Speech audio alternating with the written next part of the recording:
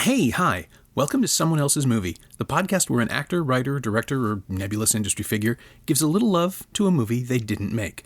I'm Norm Wilner, senior film writer for Now Magazine, and welcome to the show. My guest this week is Adam Benzine, a journalist and filmmaker whose documentary Claude Lanzmann, Spectres of the Shoah, is nominated for Best Documentary Short Subject at this Sunday's Academy Awards, and I wouldn't bet against it. By the time you hear this, he may actually be an Oscar winner, which would be our first. Let's call it the Simcast bump. Adam picked Primer, Shane Carruth's 2004 head spinner about a couple of engineers played by Carruth and David Sullivan who happen upon the secret of time travel and proceed to completely screw up their own lives by messing around with it. Famously made on a budget of just $7,000, it took the Sundance Film Festival by storm and went on to dazzle and frustrate audiences in roughly equal measure. It's a thinker, it's a puzzler, it's a treatise on chaos theory, and a handy reminder that humans will almost always be the worst part of any scientific breakthrough. I hope you enjoy the conversation. This is Someone Else's Movie. You know, I have a film out at the moment, and one of the questions, as I've been going around with the film, that almost everybody has asked, and that I guess I wasn't really prepared for, is, what's your next film going to be? You know, and the answer is that I really don't have a next film, and I'm not in a rush to make a next film. But as I've given it a little bit more thought, it's made me think about, well, if I was to be, because this is I've made my first film, if I were to make more films, what kind of a filmmaker would I like to be? And I think I would like to be like Shane Carruth. And I really look at what he's done with his two films, and I think that's the kind of model that I would like to adopt. He made a film called Primer, and then he didn't make another film for 10 years. Yeah. And he followed that up with a film called Upstream Colour, which came out, I think, in 2014, 2013, 2014, I think. Pretty much 10 years later. And I thought that was an incredible film too. And then he's kind of gone again. Yeah. and I think that would be the blueprint I would like. You know, it took me a long time to make my first film. You know, I spent pretty much 4 years making a 40-minute long short film. Yeah. But I feel happy with it. And if someone were to come to me now and say, you know, here's $50,000, make a film about tin beans, I would pass, you know, because I would say there are plenty of very fine jobbing filmmakers, jobbing documentary makers who could do that for you. But if I'm going to make another film, you know, I think it would be something that I'd have to let into my life and let it kill me. Yeah. A bit like this first film did, you know, it took a lot out of me to make it. And it would have to be something that I would be obsessive about, thinking about it a lot, and probably spending years making it, you know. That's the first reason why I picked Primer. And the second is, you know, sometimes I meet people who say that they want to make films, but they don't have any money.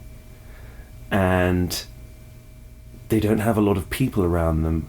And I have for years said to people that I think that Primer is the greatest low-budget sci-fi film ever made. And in some ways, Primer is not that complicated as a sci-fi film in its premise. Once you understand what its premise actually is, which a lot of people find quite difficult, it's a time travel movie. It's about two guys who create a time machine, and then that leads to all sorts of problems. So in one sense, it's a fairly straightforward film. In another sense, it's probably the most complicated movie you could ever see. And that's one of the things that I really love about it, is it's so willfully difficult. That's an excellent way to put it. The level of dialogue is so... It's like he set a course to kind of obliterate exposition as much as he could.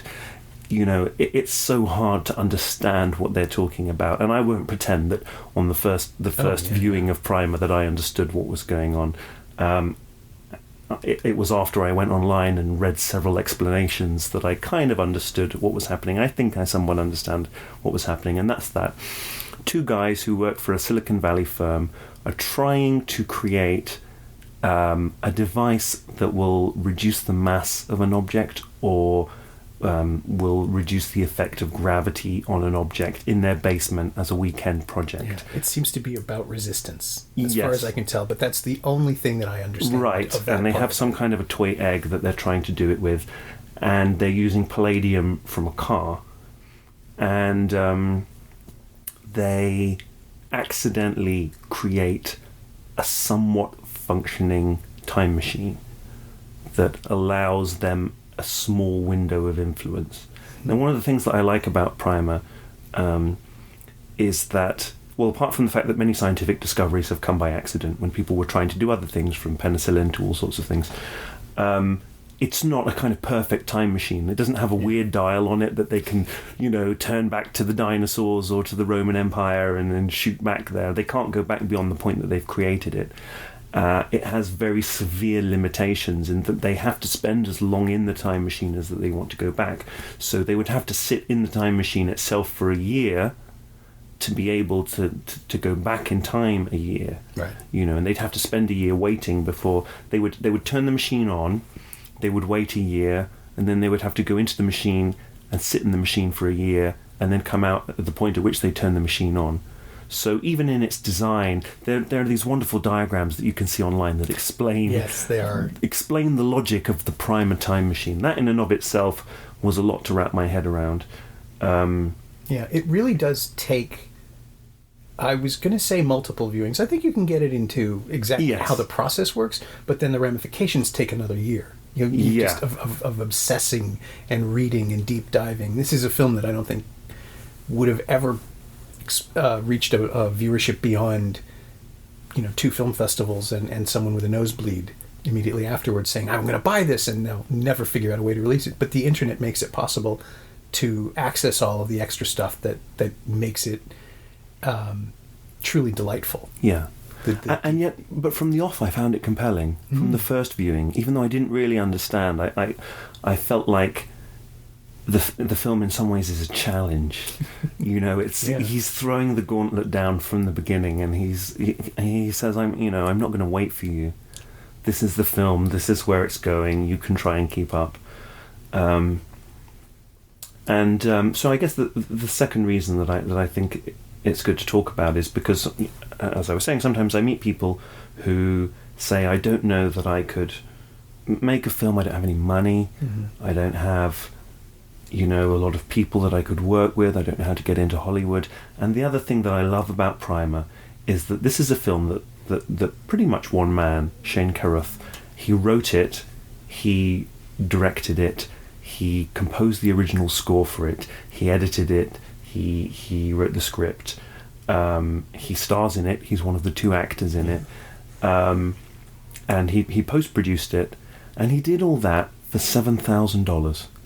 Shooting on it film. on film. Yeah. If somebody had lent him a digital camera and he could do it, I mean, he probably could have made it in today's terms for less than $1,000. Yeah, I would think. But he shot it on film. Yeah. And he entered it into the Sundance Film Festival, where it won the Grand Jury Prize and the Alfred P. Sloan Prize for Science Fiction.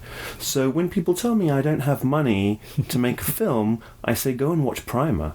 Go and see what Shane Carruth did with, almost literally no support. I mean, if you see the interviews he did, he says, my parents did catering on the film. They made sandwiches. He had 1 or 2 other actors who were in the film with him. But just by the sheer force of his will, he made this film. Yeah. And he won Sundance with it, and it makes me a little sick how talented he is. It is terrifying. I have interviewed him when Upstream Color came out. He was self-distributing.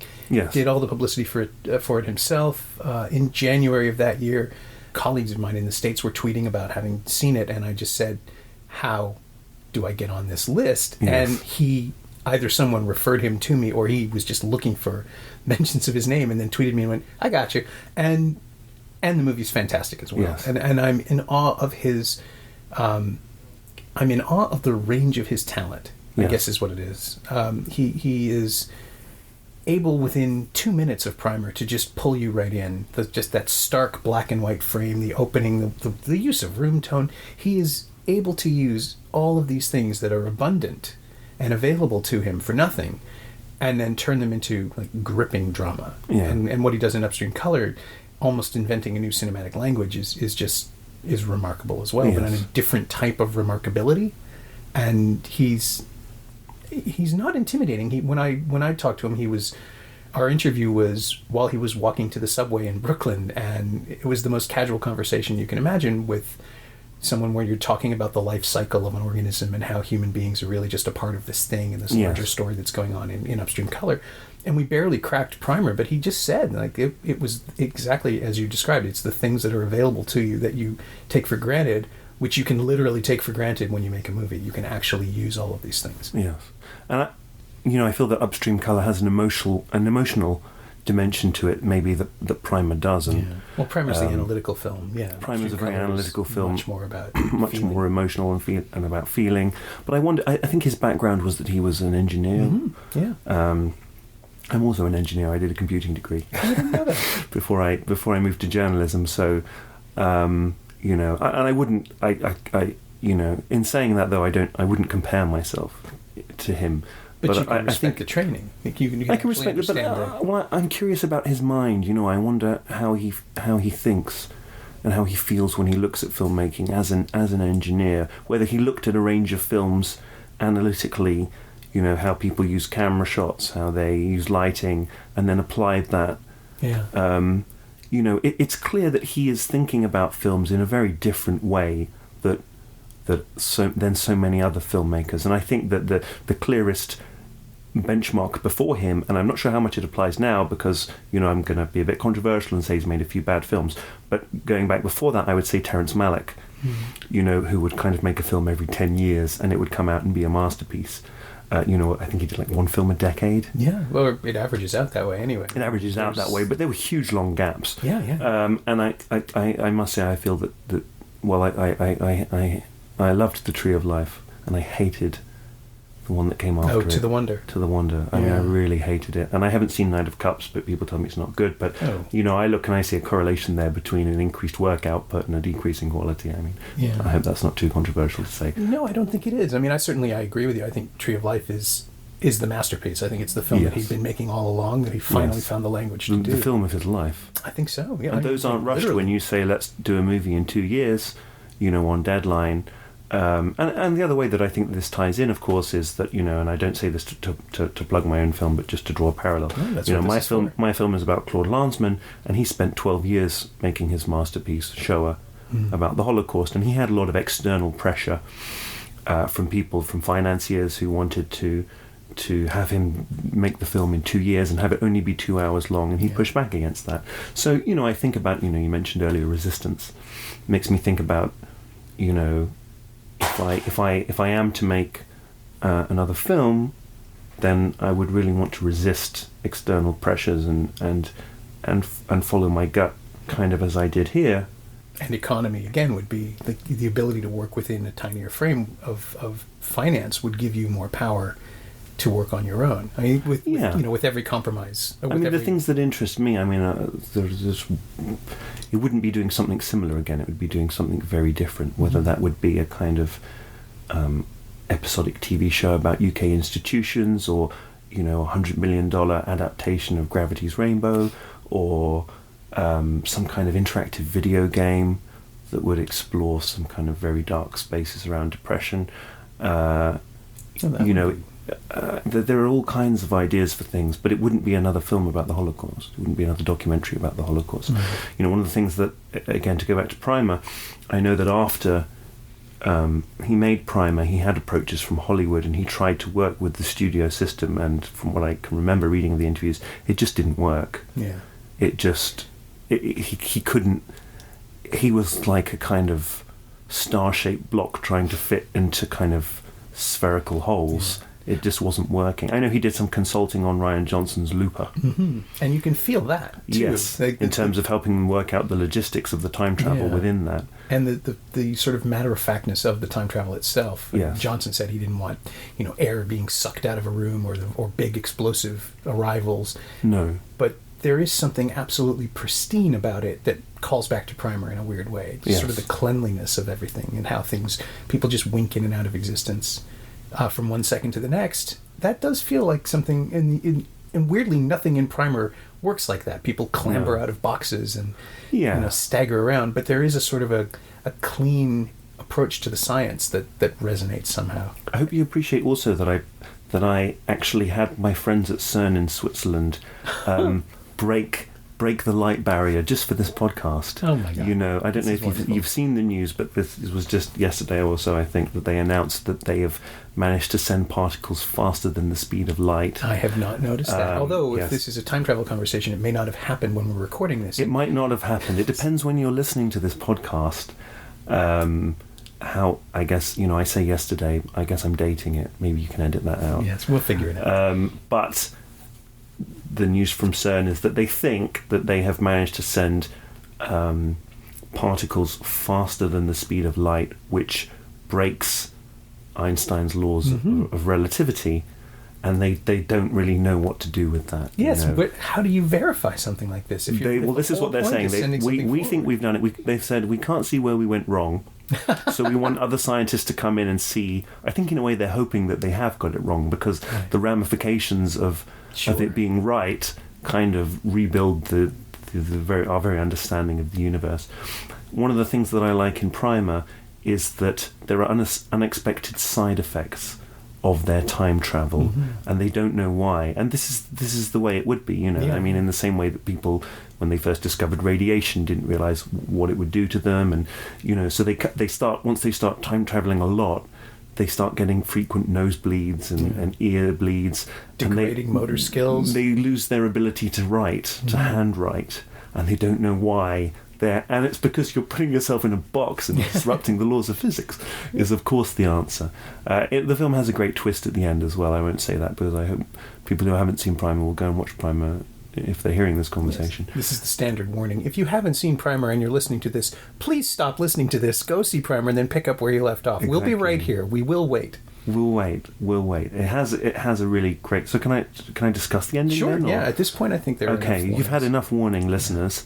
It turns out that he had an even bigger time machine running as a failsafe in the background, and he builds this giant warehouse to create this kind of building-sized time machine. Mm-hmm. You know, it's this idea of they just learned nothing. I mean, they understand the science of what they're doing, but the first thing that they immediately do when they realise that they can time travel is cheat on the stock market to become rich. Yeah. But they don't even have a single conversation to discuss the ethics of it. Yeah. It doesn't even occur to them to discuss the ethics of it. That's for them, as with engineering minds, the quickest way to verify whether or not they are able to do that. Yeah. And then they become obsessed with changing every element of their life, you know, trying to make something perfect, you know, which I think has a nice symmetry evidently with him as a filmmaker. Yeah. You know, they become control freaks, and there's this one, I think, as I recall, there's this one party. It's the party, yeah, I was going to say. And there's an incident that happens at the party, and it's a bit like Groundhog Day, when Bill Murray is trying to recreate the perfect kiss with Andy McDowell. Yeah. And, you know, they're trying to fix this one incident that evidently happened at a party, and they keep going over to it again, and they end up killing versions of themselves and burying themselves in attics, and, you know, but it isn't always that clear what's happening. Well, yeah, we never find out what the incident was either. I have watched the film obsessively, trying just to figure that out. I think it's that somebody showed up. Someone's ex-boyfriend shows up. But we never find out what the original version of the incident was. No. Something went wrong. I assume someone got punched or embarrassed. Yes. But it does escalate in the versions that we see. Someone brings a shotgun at one point, and then someone else is hit by a car or about to be hit by a car. Yes. It's all dealt with in the dialogue, because, of course, he didn't have the money to realize these elaborate sequences. Yes. So you do have what I assume is the most expensive scene in the entire film, which is where everybody is gathered. Just because there must have been multiple takes, and even catering alone would be more expensive that day. Well, I think he said that he had a 2-to-1 ratio of shooting, which is insane. How do you that dialogue? Yeah. To get through those dialogue scenes, just the texture and the density. You must have rehearsed it. They must have rehearsed the hell out of it. Yeah. I could imagine that he would do that. There's one other scene that I really remember from the film, which again, as a kind of logical part of the storytelling, really worked for me, and that's that. You know, if we were going to go back in time and change something, like right now, we could plan okay, we're going to get a time machine. I'm going to go back in time. I'm going to meet Norm Wilner a year ago, right? And I'll just appear in front of him and say I'm from the future. And you now would understand that, but you a year ago wouldn't, and you'd be baffled. And there is this one scene where a character just appears in front of them, and you, the viewer, become on the side of the two main characters. Right. They have no idea where he's come from, because of course they couldn't. If he has been able to use the machine, they don't know how he appeared there. I think he's one of the characters who was originally involved in their project at the beginning but got left out. Yeah. Maybe he separately has discovered his own time machine through doing the same sort of research, or maybe he's come across theirs. He obviously isn't using it right because he collapses and starts bleeding, which is one of the side effects of not using the machine correctly, like exiting at the wrong point. Mm-hmm. But you just don't know how he did it. And that fits within the logic of the universe that they've created, which is that if a time traveller were to suddenly appear out of nowhere, you'd have no idea how they got there. Yeah. And they have no idea how he got there. They can only theorise, It's a very heady film. Yeah. And I think that's, I love films like that. I really love films that just, send the mind reeling. Yeah. I remember seeing it the first time and being absolutely giddy at a 10 a.m. press screening with maybe 8 people in the room, because most of Toronto's critics had seen it at Sundance, I assume, but I've never been, so I always have to play catch up. And there is this thing that happens at Sundance, not every year, but every other year, where something just explodes out of the gate and then opens and everyone is just not even disappointed, just sort of underwhelmed to the point of questioning whether or not the altitude at Sundance is affecting people. I mean, I'm sure comedies play better when there's less oxygen in your brain, because inevitably things like Happy Texas that get snapped up for $10 million and all this noise that Miramax bought that film, and it shows up and it's just very silly. Well, it's like eBay mentality, where people get carried away. There's the altitude, and also I think that buyers who are at Sundance sometimes don't want to go home empty-handed. Yeah. And I mean, because if you're a buyer, by definition, your job is to buy. Right. So, if you have to get a film, and, there becomes a kind of validation circle if other people are circling it and bidding on it. Yeah, and then as a result, you want the biggest buy. You want to make the biggest sale, and you want to pay the most for something, because that's the prestige of the big film that sold at Sundance is going to be in the news for weeks, at least in the industry. And then Primer, which came out of nowhere and just racked up prizes. People were buzzing about it constantly, and I don't think it opened until the summer. It took a while for me to catch up to it. I think buyers could see that this wasn't going to be a broad appealing film, because it is so uncompromising, and I think that's one of the things that has made it, that has grown its legacy. I mean, it's how old now? It's 12 years old. Yeah, I think so. It was made in 2004, released 2005. Yeah. So I think its legacy will continue to grow. But I'm curious to see what else he will do.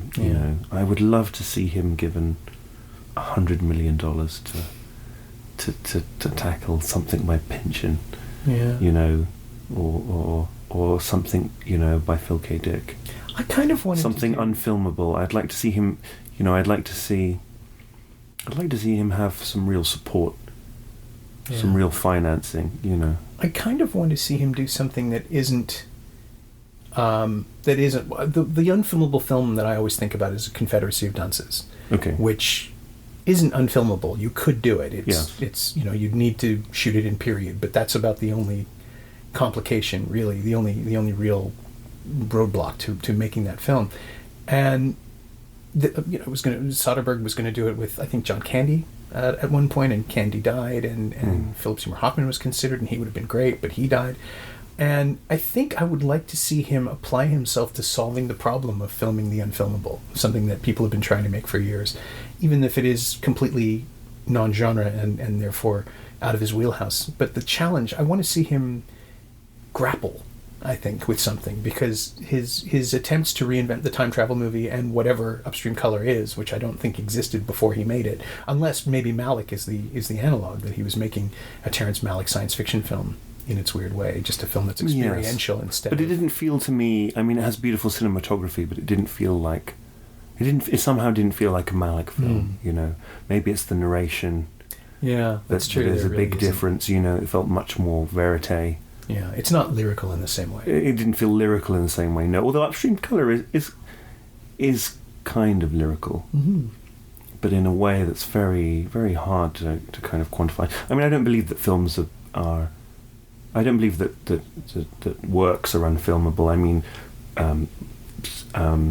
there are plenty Stanislav Lem's Solaris was unfilmable until somebody filmed it. Right. People talked for years about how Bret Easton Ellis's American Psycho was the unfilmable book until a director came along and filmed it. And so I don't. The thing that's been interesting me has been Gravity's Rainbow and this idea that it couldn't be a film. Of course it could be a film.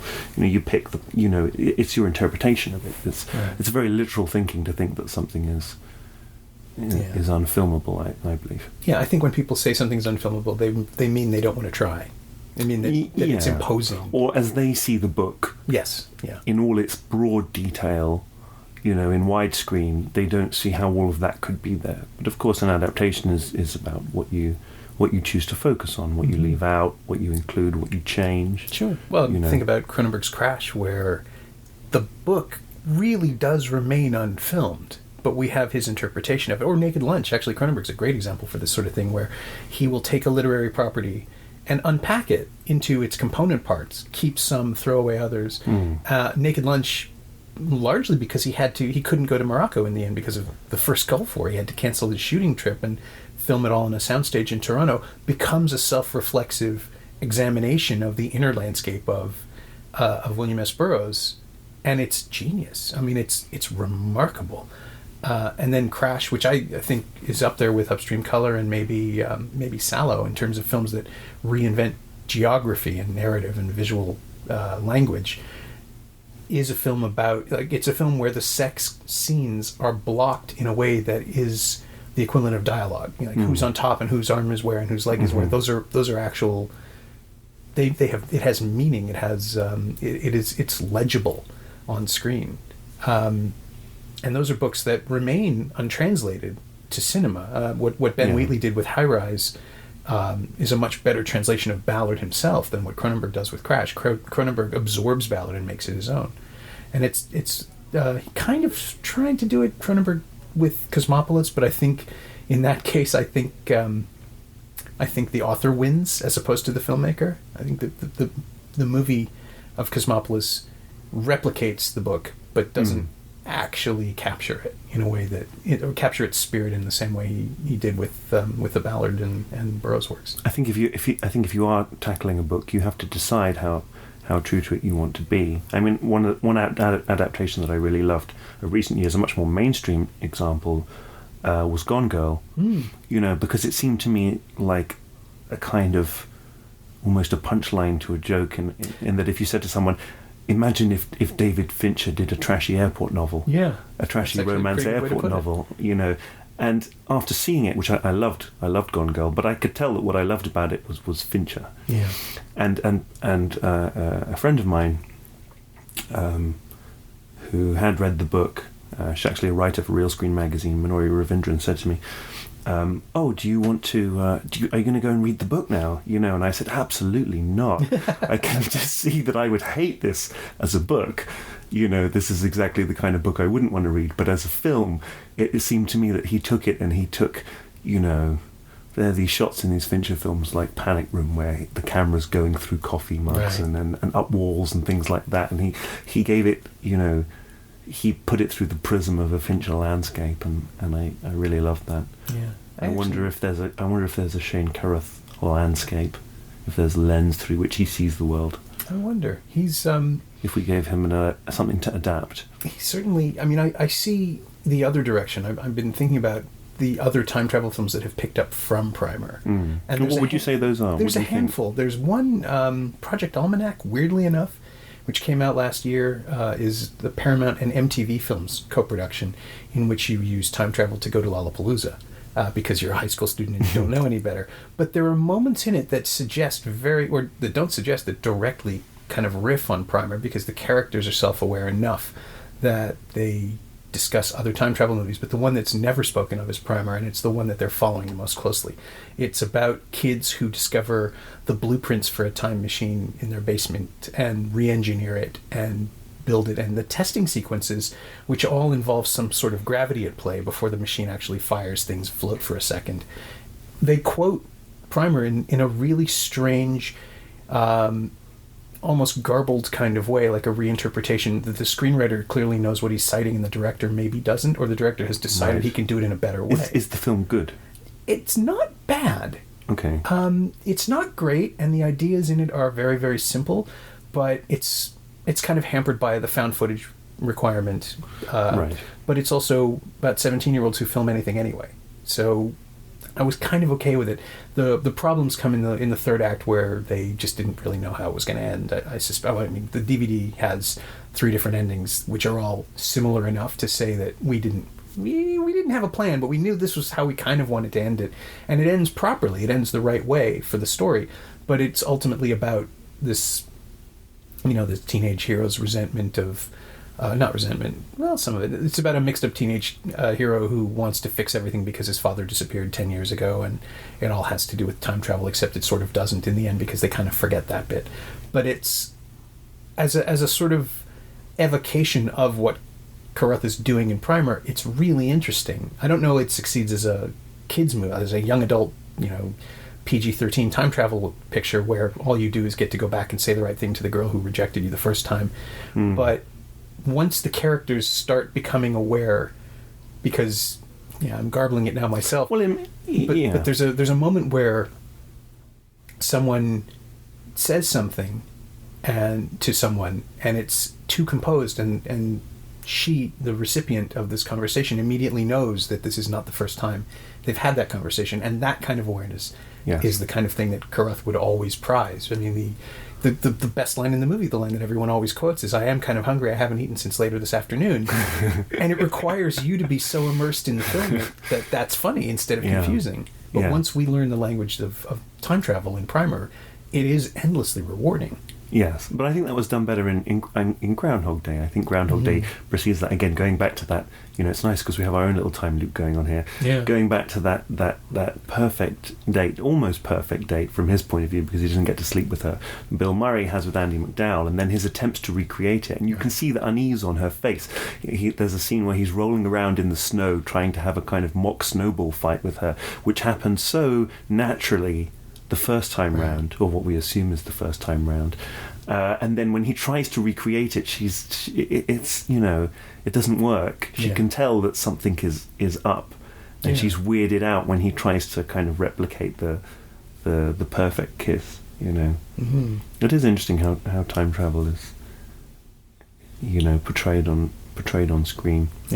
I'm a huge fan of the more intellectual ones, but also something as perfectly engineered as Back to the Future, where you have a closed loop in the story and things can still be changed, but we really only experience it from a single perspective going in a straight line, which is why people are so willing to go along with it, is that there's no challenge to the model. Once it's set up and established that this is the car, you go in the car, you get out of the car, you're somewhere else.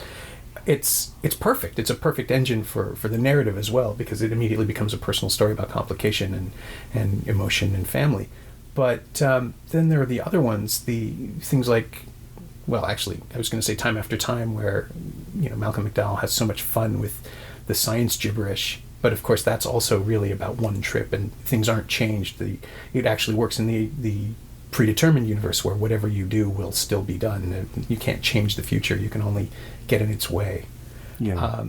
So for yourself, do you have other favorites? Well, I liked there was a Tom Cruise film not that long ago. I think it was called Edge of Tomorrow. It was originally called All You Need Is Kill, and then they ended up calling it had lots of different titles actually. They ended up calling it Edge of Tomorrow. Still not a great title. No, not a good title. Yeah. But interesting. Again, a kind of mix of a sci-fi film and Groundhog Day. Yeah.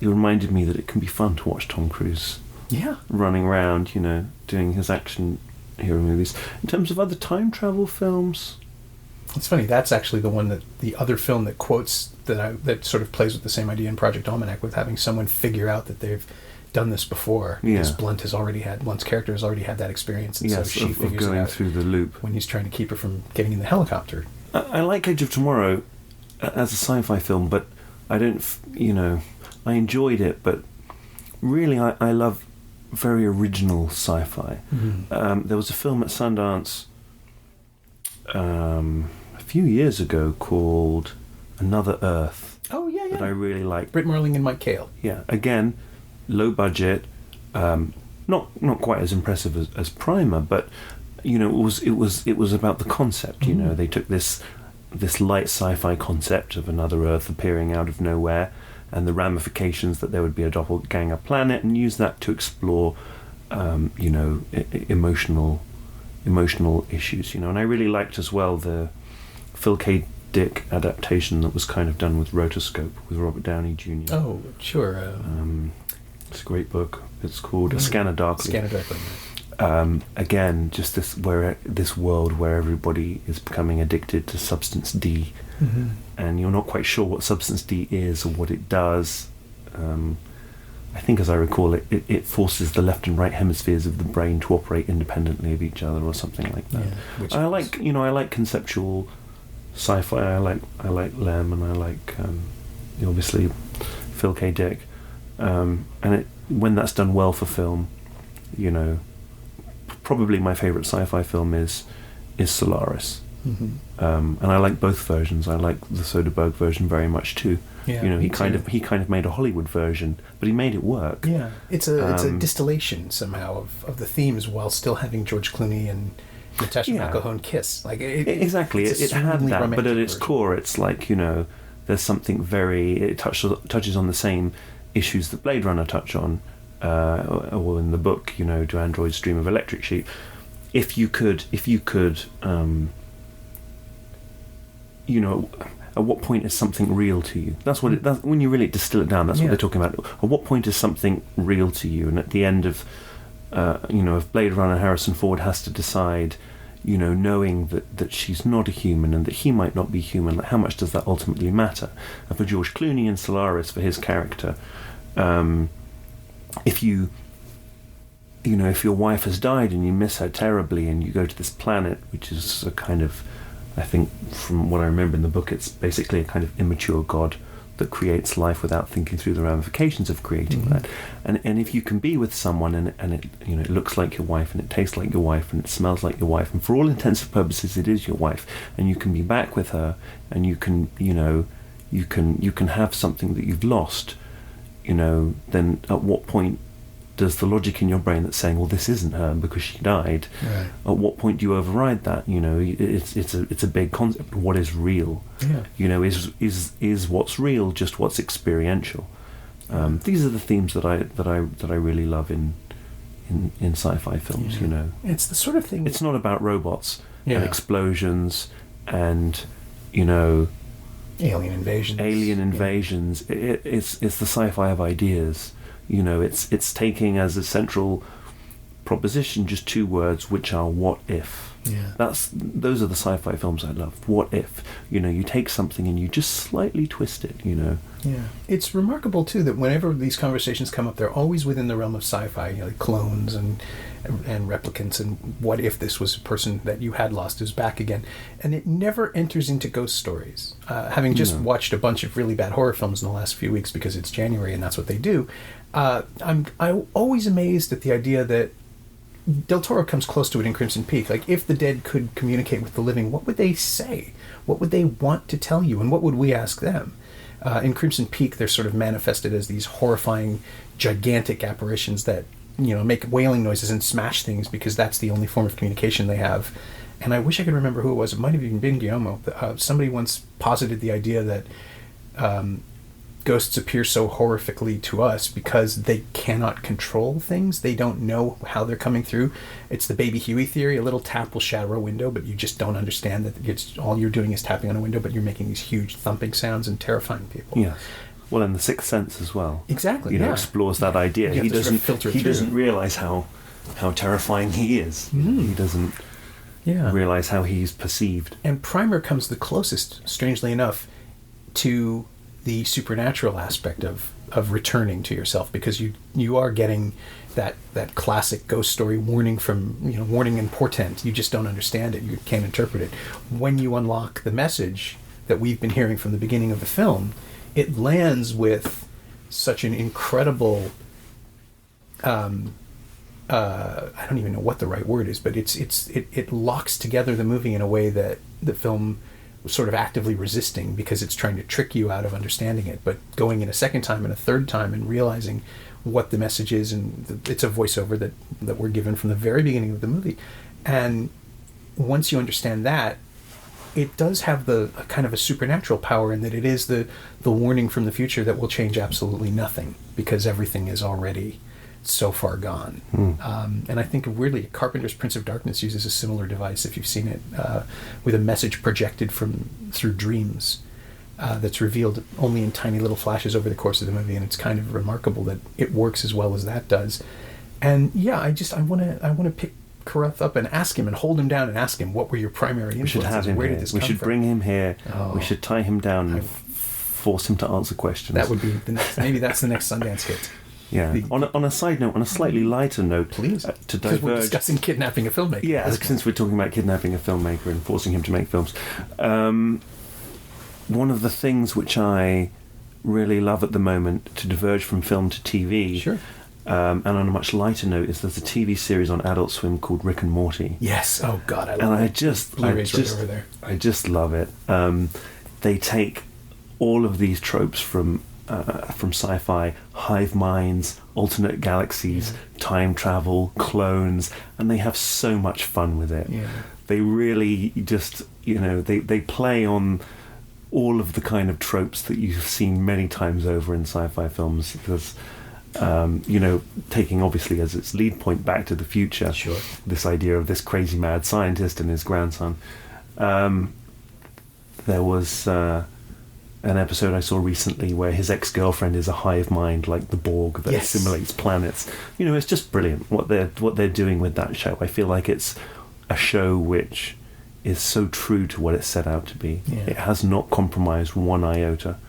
I'm basically at this point an acolyte for Dan Harmon. I will follow him anywhere, and his emotional acuity is so remarkable that I really give him credit for most of that in Rick and Morty, because Justin Roiland's work is much more chaotic. Yes. And it's a great synthesis of the two. I mean, it's chaos with feeling, but to the point where I think midway through the first season there's that remarkable sequence that ends with nothing more complex than... Spoilers here. Yes. Spoilers. Nothing more complex than a kid telling his slightly older sister that everybody's going to die and nothing means anything, so let's go watch television together.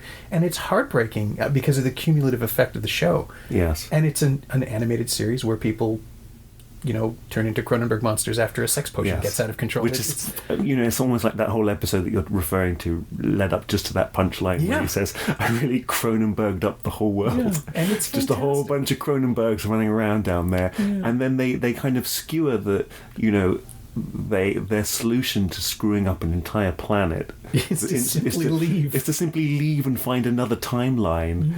And then with a very knowing nod and a wink, they say, we can probably only get away with doing this 2 or 3 more times. It's such a nodding, wink to a kind of sci-fi solution of things, But as you say, it has real heart. I mean, I was stunned. There was an episode in the second season which culminated in one of the lead characters attempting to kill himself. You know? And suddenly I'm feeling very emotional watching this. And in a really thrown away kind of way as well. Like, if you weren't paying full attention to that scene, because it's done without dialogue and just a little music, if you weren't really paying attention, you might just think he was doing something else. Yeah. And it is, it's shattering. It's absolute. Why do I care and we've so all much been about there these little drawings? Well, we've all been there and broken up with someone or had somebody dump us, and just go home and have that completely low feeling. Yeah. That you just want to kind of collapse in a pile and feel very sorry for yourself. Great. So I love that. I'm a big fan of sci-fi. I mean, And maybe that wouldn't have come across from having done a fairly traditional documentary about the Holocaust. Well, I was going to ask then, the closer question is always the same, which is, in what way has the film we're discussing affected you? Is there anything that you've borrowed or stolen or pulled? And I can't imagine there's a lot that you could work More in. than you would think. More than you would think. So. Firstly, it made me feel that, in terms of, bizarre as it is to say this in terms of Primer's influence on Claude Lanzmann's Spectres of the Shoah, firstly, that you don't need money to make a film. Mm-hmm. Of course, money helps. Sure. But I rounded up a gang of very talented Torontonians who worked on a deferred salary basis with the promise that we would be doing something worthwhile if they trusted in me, which they did. And that, your vision is more important. It is the most important thing, and that you have to trust in your vision. I mean, I felt that this was a kind of long short, or mid-length film. I had distributors say to me, you must make this film at least 90 minutes long because you'll have a great theatrical run in New York. A lot of people will go and see it. And I said, the material just won't support it.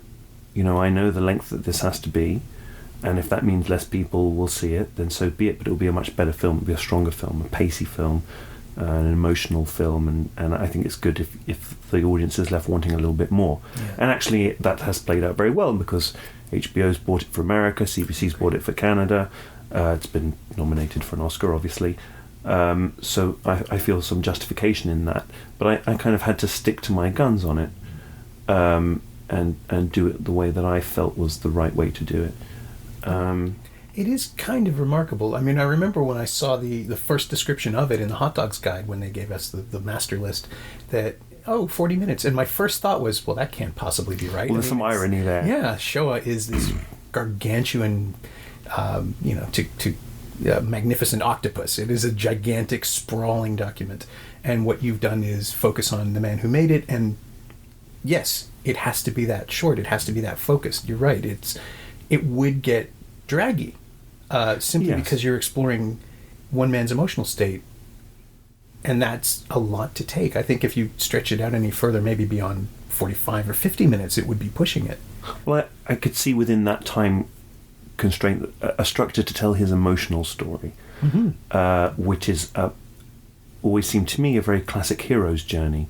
A man who's presented with a quest, he has to decide whether or not he's going to accept that, and then he goes off on this journey, and you see the emotional effect that it has on him at the end, and what he learns about himself. That's the structure of the film. People sometimes say to it, and I don't really like it, but they say, "Oh, it's a making-of film," and I say, yes, it is, but it's not about the making of Shoah, it's about the making of Claude Lanzmann. It's about how this had this effect on him. And I have to admit, I had never considered it. I had always, because... And how it broke him in a way. Yeah, because he is so scholarly in his presentation, and because every interview I've ever read with him has been a focus on the process, and no one ever led me to consider that, of course, this would be a crushing effort to engage with that much horror and indifference, which is even worse. The way I feel coming out of his movie, compounded by the decade he spent working on it, and on the emotional investment of going through all of that material more than once, is nothing. I cannot imagine. I could not really even conceive what it must have done to him. And then I saw your film, and it's like, oh, of course, I'm a monster. Like, I just had no idea. And he had to put all of his emotions on hold. Yeah. In the years that he was making it. So then afterwards was really when he began processing it. So when he says, it filled him with anguish, it was like a bereavement. Yeah. So there's that. And also, I mean, when I was making this film, people, of course, questioned, nobody will give you your first film. You have to take it for yourself. Right. Why are you the right person to tell this story, especially if you haven't made a film before? I think that, meeting with financiers from Canadian organisations who will remain unnamed, who would say, very strongly, I feel that you should add another producer to this project, a more experienced producer, because we're not confident that you'll get any broadcasters to invest in it, that you'll get any money for it, that you can take the project to fruition on your own. So I guess that would be my takeaway, would really be, there are creative solutions if you don't have money, and stick to your guns. Really stick to your guns, and don't be afraid of failure. Even if it doesn't work out, you'll feel better about yourself for having, tried to do something the way that you want to do it, rather than to compromise and make something that you think other people want to make. I mean, film is a creative medium, Mm. Don't be too quick to compromise. Yeah, I would also add be a genius, which definitely. Yeah, and also be Shane Carruth, and be a kind of autistic Menson, savant genius. Yeah, it doesn't hurt. Yeah. My thanks to Adam Benzine, and best wishes to him at the Academy Awards this Sunday, where Claude Lanzmann, Spectres of the Shoah, will hopefully win the Oscar for Best Documentary Short Subject. And I'm not just saying that because Adam did this podcast. It's a terrific piece of work, and essential viewing for anyone who appreciates Lanzmann's accomplishments. Keep an eye on lanzmannfilm.com for festival dates and release information. And you can find Adam on Twitter at Adam Benzine, all one word. And while Primer is currently out of print on DVD, the New Line home entertainment release is available used almost everywhere, and in the US, you can rent or buy the film on iTunes and Google Play, or stream it on Netflix. Sadly, there doesn't seem to be a Canadian streaming or VOD option at this point, but the used discs are around here as well. As always, you can find me on Twitter at Norm Wilner, and elsewhere on the internet at nowtoronto.com. You can also find this podcast on Twitter at Semcast, S-E-M-Cast, or on the web at someoneelsesmovie.com. If you want to leave a review up on iTunes, maybe you already have. Thanks for listening.